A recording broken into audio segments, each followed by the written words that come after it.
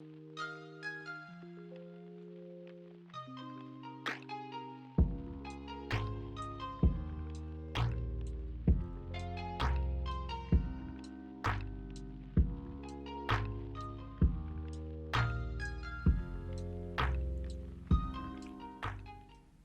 there. I think I start all of these podcasts with that, don't I? Maybe I need to change that. Hey there. Good afternoon from 27 degrees in Tyler, Texas. Good old winter time. I've been colder, but not by much. Texas weather. How strange it is. I hope you're doing well on this February day. I hope that you are well, inside and out, and that you're actually looking forward to the days ahead, no matter what's going on, because you know some things. You know some big secrets, and you know the big secret. So you're at peace. I would hope. I would hope.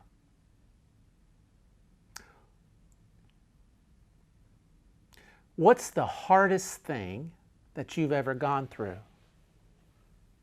I'm talking to people, I guess, here in America and to the United States.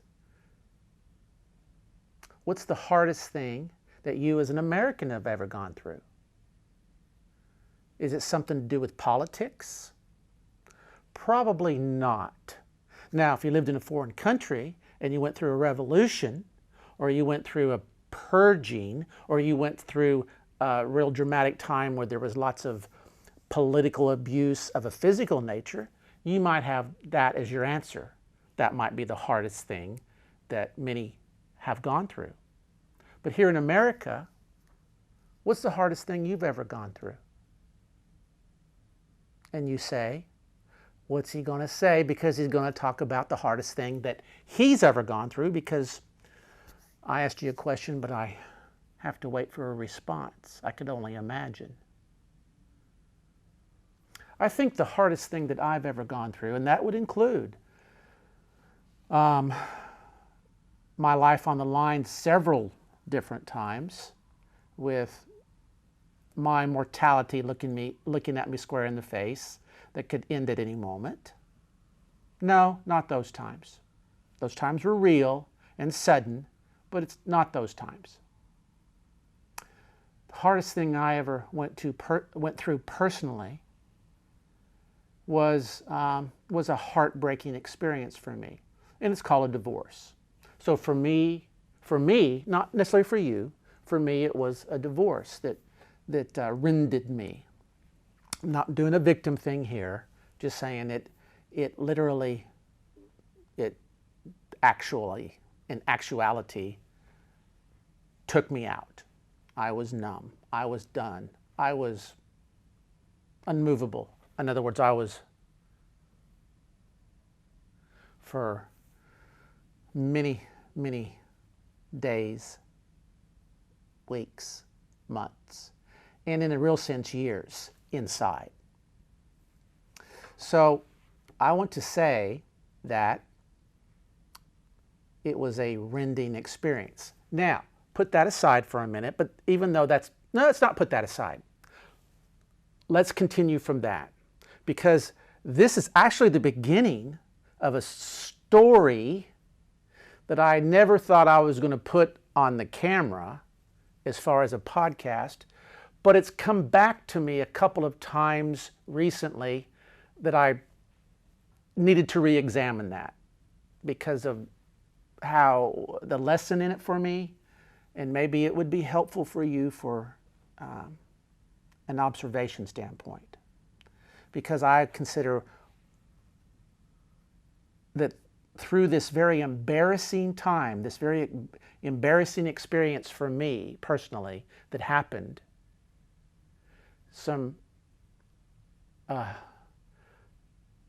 wait and see. I don't want to give anything away right now. So let's just say this. In 1991, I was teaching school, high school, public high school, at a minority high school here in Tyler, Texas. And divorced, end of 1991. Okay, we've established that. Many people, when they go through a hard experience, at least I go back to ancient times to this time, they obviously react in many different ways. Well, I don't know how you reacted to a hard time. Here's, besides me being numb and finding in that pain, finding an outlet with an undisciplined lifestyle that began around that time, I also said to myself, I'm just not going to cut my hair. I don't know why I said that. Because it was just, my life was what it was. I didn't lose my faith, but I was numb. So I just said, grow my hair out. Let it go. Don't cut it. Take a Nazarite vow. Do something. It would be a symbol for me. And it grew, and my hair grew as it just grew longer and longer, and eventually down to my waist over those years in the 90s, continuing. It was a symbol to me of my pain. Maybe some other things, but first and foremost was my pain, personal pain. Many of you understand personal pain. I have no monopoly on it. I'm not trying to say that my pain's worse than your pain or your pain's worse than my pain.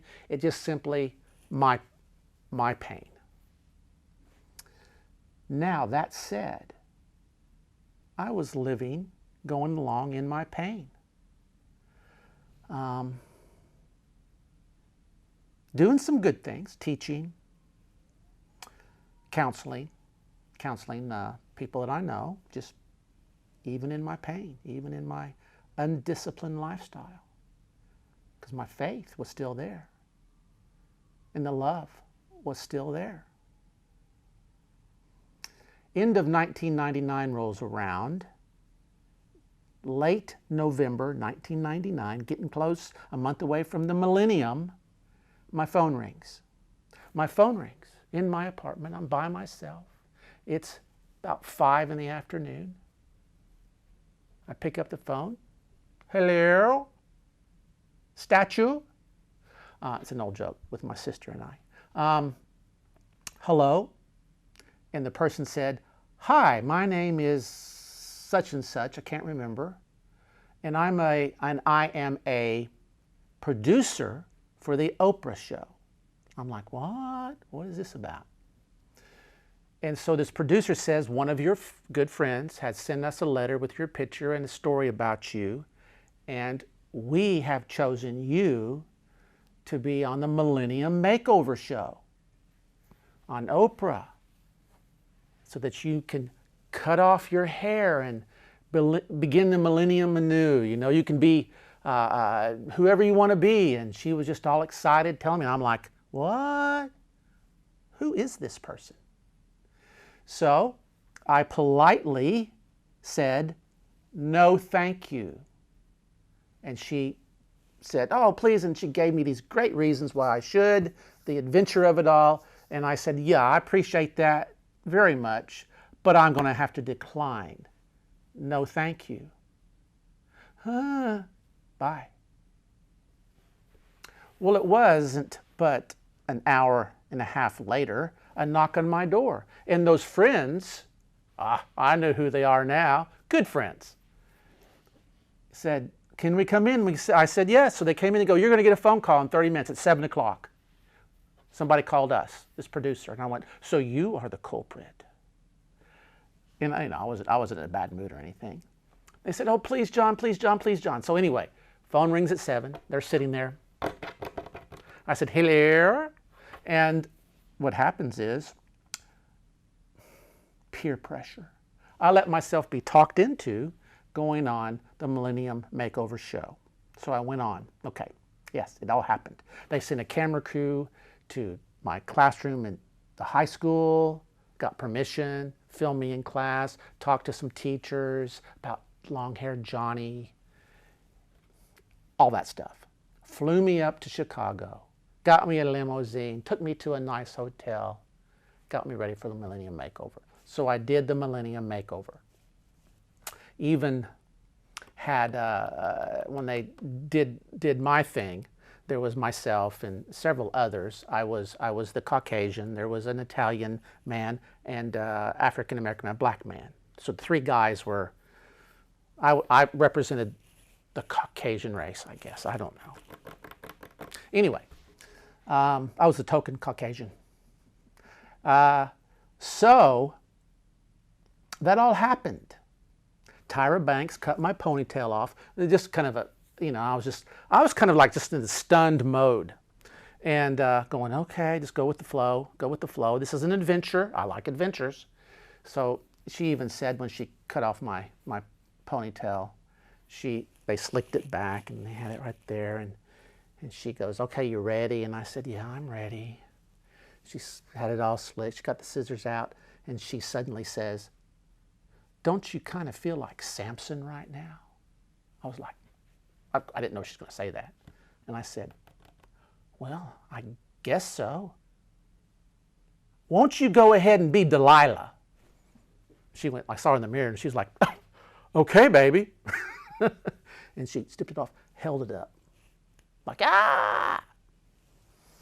So then I went on the show, and we talked a minute, and I gave him a pithy line because the producer said, see if you can, give him a little pithy line at the, that. So I gave him a pithy line at the end, and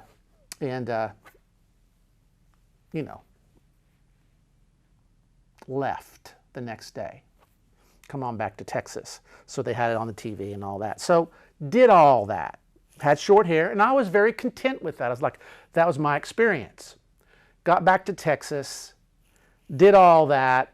People saying, no, you're on the this and this and this. And I started feeling more and more embarrassed about the whole experience. I'm a teacher, but I'm not a teacher that teaches to get attention.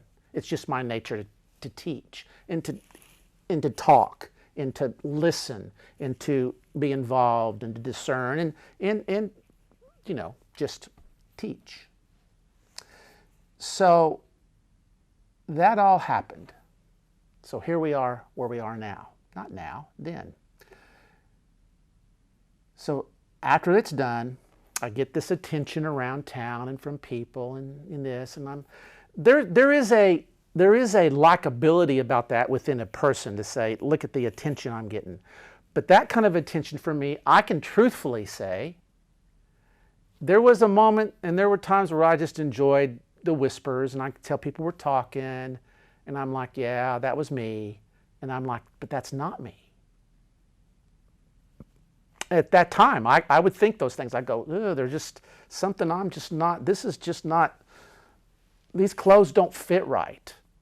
This, it's just not me to do that. It's just the whole, it's all for this show, and all has to do with superficial things with the hair. This is supposed to represent that the hair was cut off, so therefore my pain was that cut off too, because the hair was representing my pain, right? Okay. Here we are. So 2000 goes through. I take up disc golf. I'm out playing a lot of disc golf, frisbee golf, if you want to, that's another way to say that. 2001 rolls around. Still have my, I'm very content with my style, cut hair, keep it short. And I was fine with that. Still pursuing in a lot of ways an undisciplined lifestyle, but still calling upon my best friend respectfully, and very much relying on his ultimate deliverance, whether it be whenever that might be, even when I die, obviously that. So I'm not worried about anything, but not real happy either. I go home to visit mom and dad. Wonderful mom and dad. 2000, they live in Grand Prairie, 100 miles away from Tyler. So I go down to visit them one weekend, and my mother, we're talking, and Dad's, I think, in the other room doing something, and Mom says, come sit on the couch with me. So I sit down on the couch with her. She scoots up close to me, puts her arm around me, and I love it because I love the way she'd always talk to we kids, we 4 children, but she'd always say, honey. So she said, honey, I need to tell you something. And so I said, what, Mom? And she said, well, I've got cancer. I've been diagnosed with cancer. I was like, oh. She says, yeah, it's a stomach situation, and cancer has been found. It's there. So they're going to start some whole treatments and stuff like that. And I'm like, oh, wow. So I sat there with her and held her hand and put my arm around her and just felt with her, encouraged her while feeling that. So, this is not depressing, is it? This is the story. This is just something I need to get through and explain to you, because the best is coming.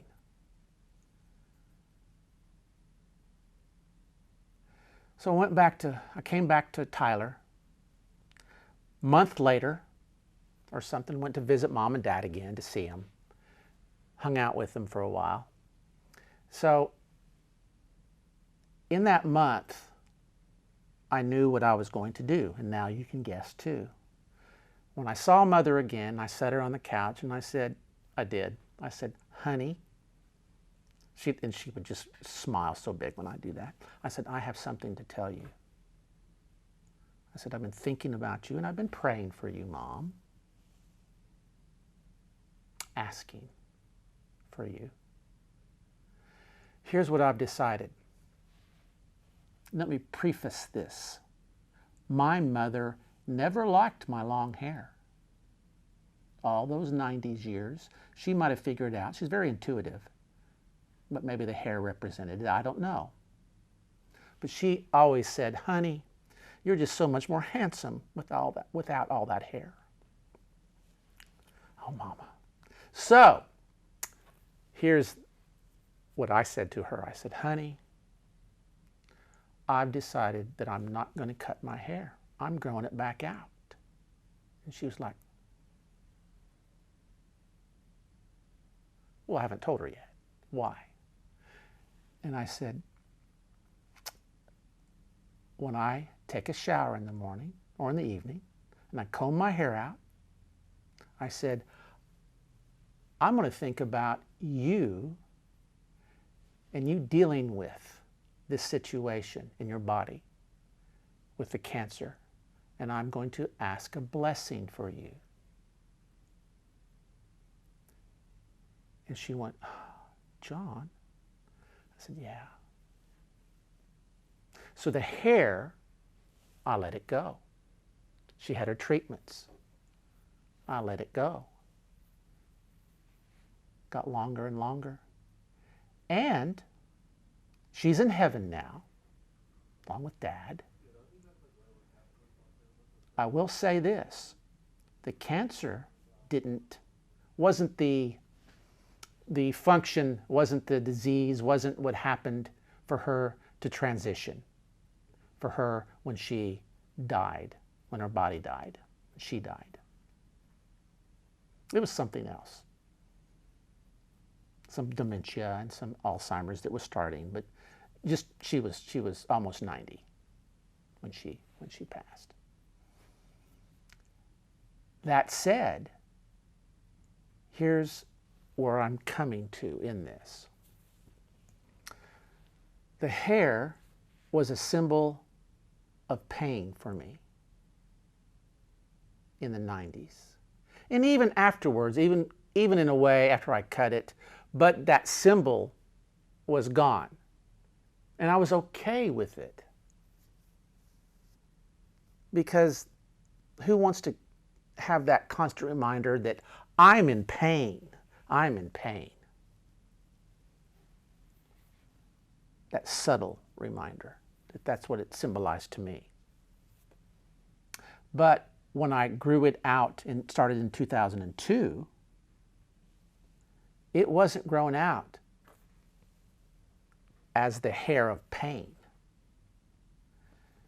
When I grew it out again, it was the hair of love.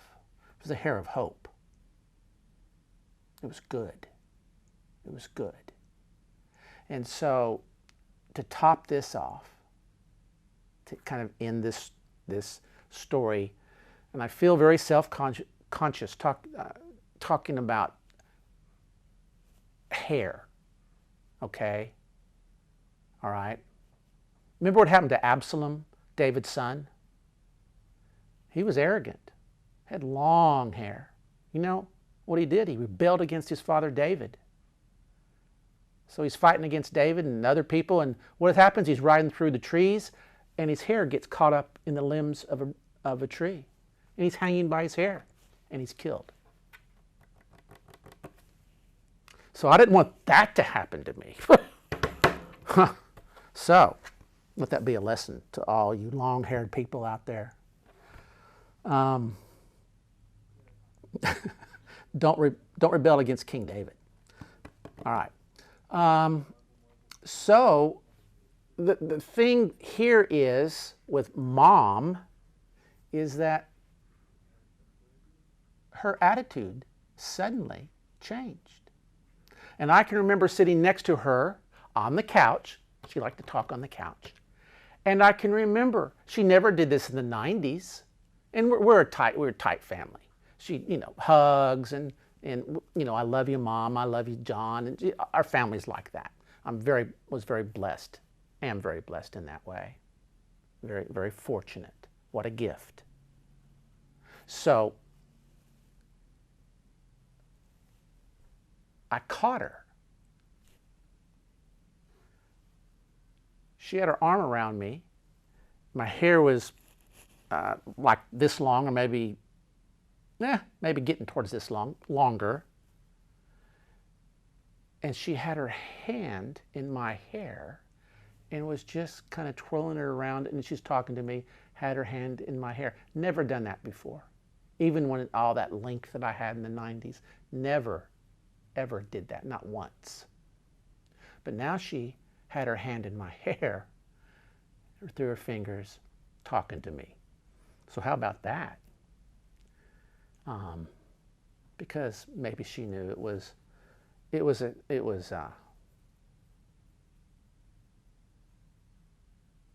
is what it is. And she saw the hair, that it was a symbol for that, for prayer, for love, for hope, for her.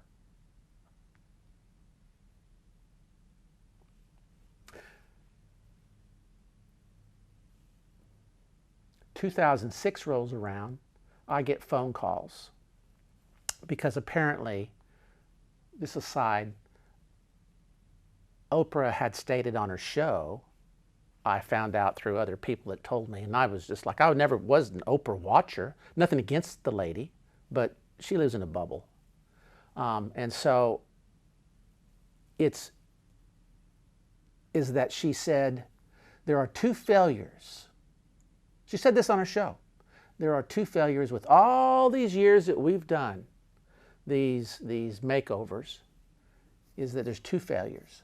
One was this guy that up in Ohio or Pennsylvania that apparently was overweight, did some real discipline and eating habits and got back really in good shape and went on the show and they showed him. And apparently he went back to his old ways and gained all that weight back and lived an undisciplined lifestyle with food, if you want to say it that way, or with taking care of himself. And she said, and the other guy is that guy from Texas with really long hair that came on.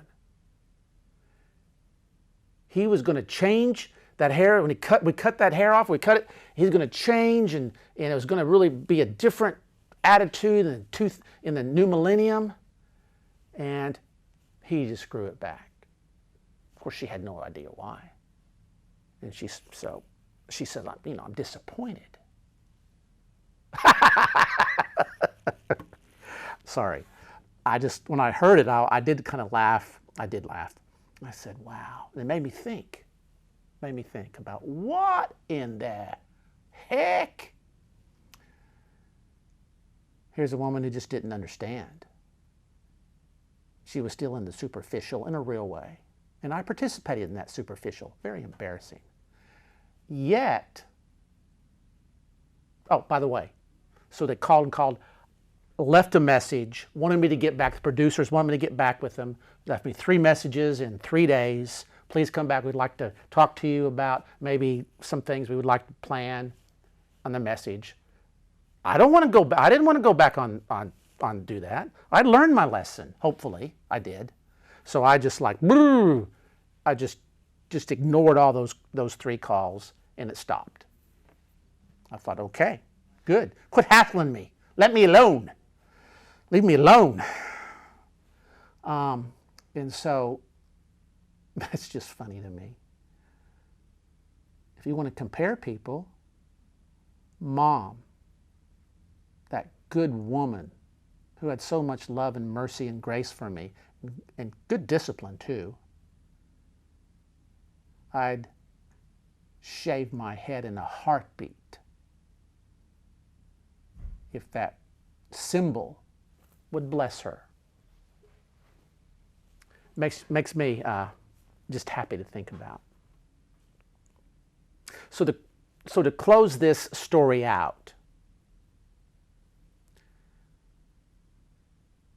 makes me think, do you have any symbols? You know, and symbols like this.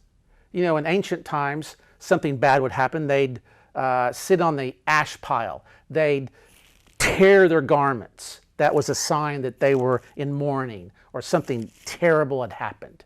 You think about Job on the ash heap and his loss of family and his possessions. You think about others that would rend their garments. It was a sign of great sorrow. You know, people do different things. There are people that that there are cutters, people that cut themselves secretly to deal with pain. And I'm just saying these are how many people deal with things. There are some that internalize it so much that it comes out in bad behavior in other ways, in how they treat people or animals or themselves. So I'm just saying there's all kinds of different things going on here I haven't got time to talk about. But do you have a symbol? Like, my hair originally was grown out for pain, but I did the same thing again, grew out my hair, maybe for balance, maybe for goodness. And the second time I grew out was for love, was for hope. And I wanted to do something physical like that. I haven't got any tattoos, nothing against tattoos, but there's never been something that I ever wanted to do that for. Closest I came was the hair. Never wanted to do that. If something happened in your life from this day forward, and you want to express your hope physically, not besides, maybe saying I'm going to pray for you, or I'm going to bring food to you, or whatever it happens to be, or I'm just going to be your counselor and I'm going to call and check on you, I'm going to do this or this or this and this. That's expected, and that's wonderful. That's beautiful. And that's the key of it. I mean, that's the heart of it, isn't it? But say you want to do something physical. Do you already have a bunch of tattoos? Or maybe you don't even want to get a tattoo. I don't, so I wouldn't do that. Maybe you don't want to either. Those of you that have several tattoos, why do another one? How special is that? I don't know. It's up to you.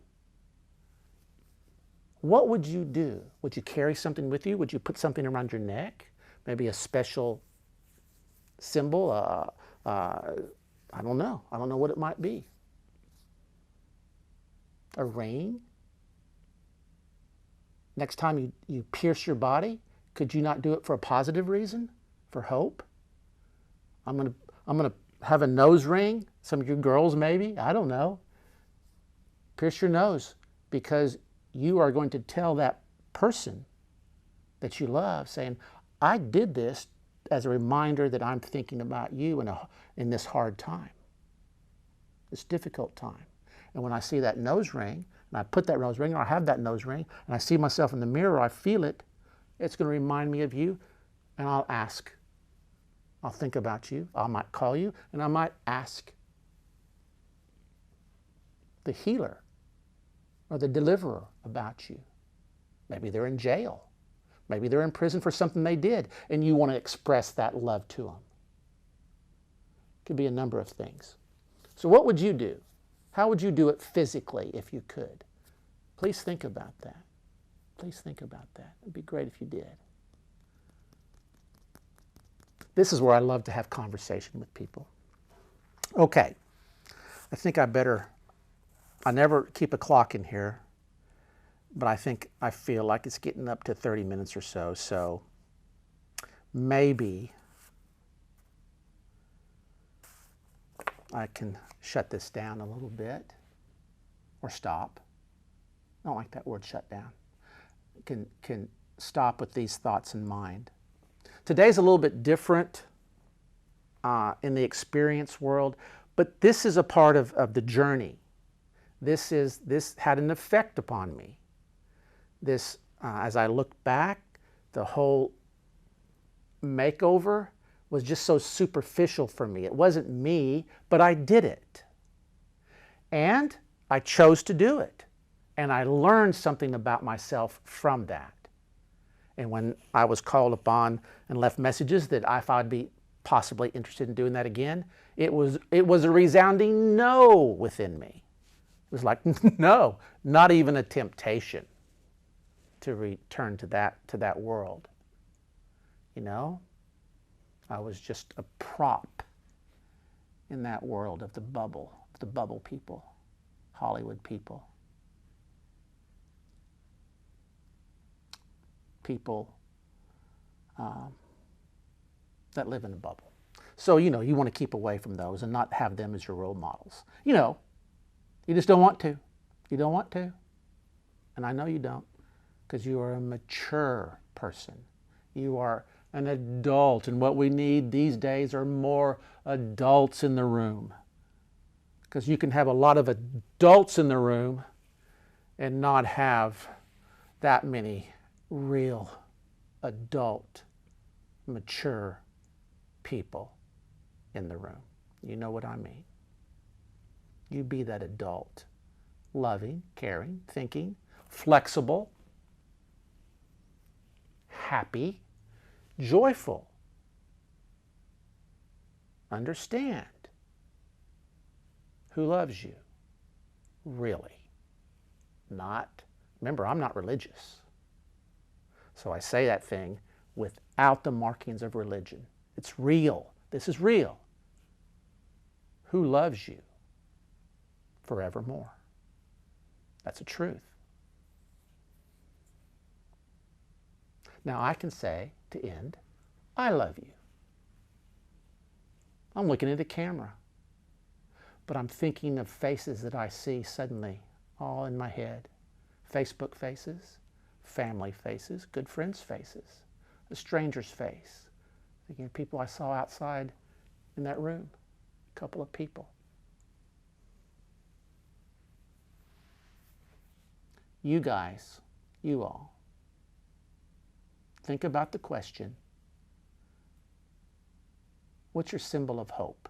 If it was a physical symbol, what is it? It might be your secret.